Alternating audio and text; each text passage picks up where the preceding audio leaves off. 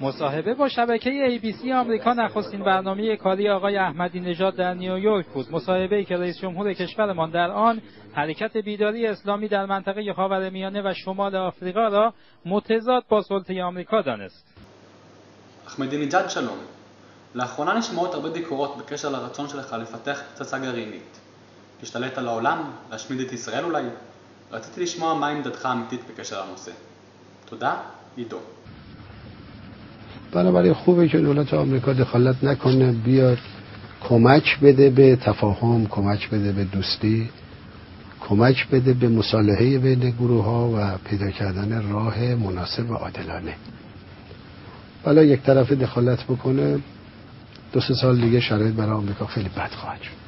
نکته‌ای بود که رئیس جمهور کشورمان به مجری شبکه ABC متذکر شد و در ادامه بر ناکارآمدی سیاست‌ها و مواضع خصمانه مقامات آمریکایی بر ضد برنامه صلح‌آمیز هسته‌ای کشورمان تاکید کرد. Ahmadinejad, bonjour. J'aimerais savoir ce qui vous est arrivé ces derniers temps avec votre nouvel esprit qui s'évade et qui cherche des nouveaux horizons. Est-ce que vous pourriez nous en dire un peu plus? On a parlé. ما میگیم اشکال همینه، این روحیه غلطه، این روحیه نمیتونه دنیا رو به صلح برسونه. اگر مشکلی بین ایران و آمریکا هست به خاطر همین روحیه بعضی از سیاستمداران آمریکایی است. زورگویی میکنن یک طرفه. رئیس جمهور کشورمان همچنین پس از این مصاحبه با رؤسای جمهور بولیوی، کومور، سنت وینسنت و رئیس جمهور لبنان هم در مقر سازمان ملل متحد دیدار و گفتگو کرد.